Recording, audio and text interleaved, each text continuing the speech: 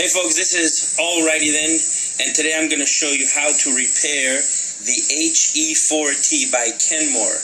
It's the front-loading washer, and right now it's giving me an error of FH. What's happening is that the water does not flow, so the cycle will start, and it just stops all of a sudden, and it gives me an FH. So these are the things that we have to do. I went ahead and I contacted an expert, and they told me that it could be one of three things. Either the water valve, this controls the inlet of the cold and hot, which could be giving that problem. And actually, one of the problems that was giving was that when the cycle started, you could hear the cold water going in, and you could hear the hot water going in, but all of a sudden, it would stop, beep, and the FH error. So the water valve was actually working, but for whatever reason, as the water was going through, it did not, it wasn't enough apparently. So it turns out that this was a water flow problem and not a water valve problem. So it was the flow meter that was bad. Now, one of the things they recommend is that they also recommend to remove the hoses, your water hoses, every 5 years. And as a precaution, I went ahead and I removed the hoses. It's about 6 to 8 years old, this washer. And I went ahead and I removed the hoses, and the hot water one was full of lime deposits or calcium. I live in Florida, so there was a lot of hard deposits in the hose. It could be the flow meter, the amount of water that's passing, or the fill sensor. This is the switch that tells you how much fluid is in the washer. So you have to take a torque wrench to remove the 3 screws that are in the back. And this is something that you guys can do. It's not very hard. It's pretty easy. So what you're seeing here are the 3 screws that you have to remove. There's one there, here, and finally there's one right here. That screw, you remove it in order to get rid of the water valve. So make sure you take all of those out before you start the project.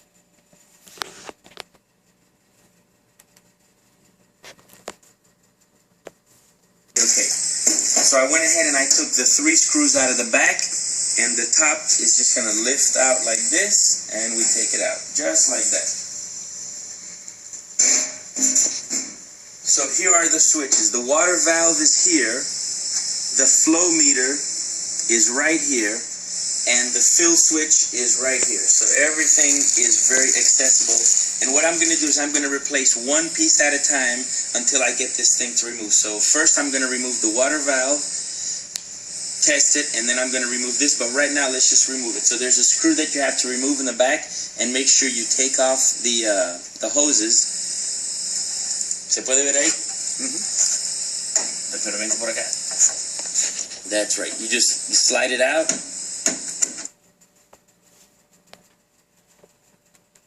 So this is the water valve, and the way you take it out is you slide it to the left a little bit, and it'll unlock, and you can just pull it right out. It's a quick little thing. You just slide it over to the left, and it comes right out.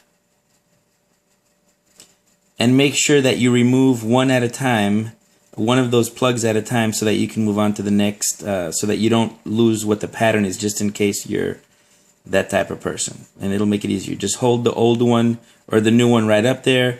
Switch them out one at a time. That way you make sure you don't disconnect the wrong ones. Here's the water valve. You're going to slide the water valve out like this and take it out. So I've already removed it, and here's the new one that's going to go in its place. And make sure that when you take it out, you remove the prongs one at a time and you replace them, okay? So this is the new one. So let's just take from where we left off. We're going to take this. I'm going to use my pliers and I'm going to undo the cable, the hose clamp, and just pull that out. Some water might leak out, okay? Be ready for that. Alright, so that's out. Be careful not to damage that hose, otherwise that's another part that you have to buy. And like I said before, make sure you unplug it, and this goes back in. So now that's in, I'm going to take that grommet and put it, or the hose clamp, and squeeze it and put it back in. So this is going to go right back in. It goes into the holes, and you push it to the right, and it locks in place, okay? So there were 3 different parts that could have gone wrong. The water valve, which is this water valve right here, it lets the cold and the hot water in. There's also the fill switch, which is right here. That's your fill switch that lets you know how much water is in the system. And then there's the flow meter. This tells you how fast the water is moving. So I replaced the water valve.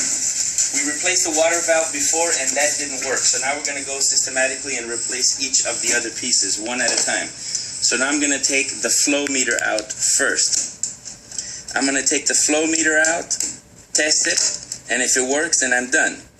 If it doesn't work, then I'll have to remove the fill switch and replace that one.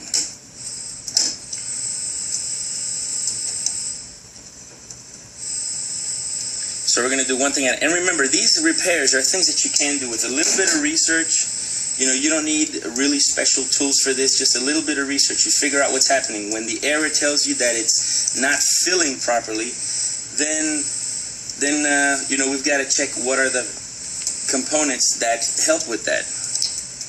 And I'm just removing this little switch, okay? It looks like it's okay. And I'm going to take this out as well.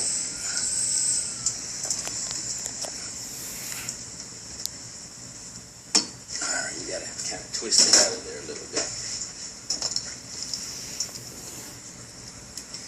So let me make sure this looks okay. It looks okay. There's a little light there.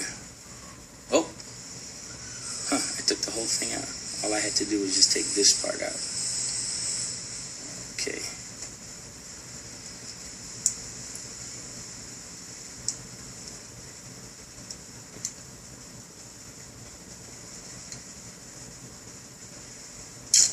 Okay, so apparently that stays in, and this is what you replace. Alright. And we just kind of reroute the cables, hold it in place, and now I'm going to go ahead and put that back in, push that in there, and push that in there. So like I said, this is a Kenmore HE4T. It's one of those nice, you know, nice models that calculates the water weight and everything. So that's why it's got all these electronics in it, front loader. But you got to go one step at a time. So I've replaced the water valve. I've replaced the flow meter. Now I'm going to go ahead and start it. The last thing I have to do is replace the fill switch, which is right here. So again, it's pretty straightforward. You just disconnect it, pull it right out, take that out, and connect it back to the new switch. And that's pretty much all you got to do. Okay?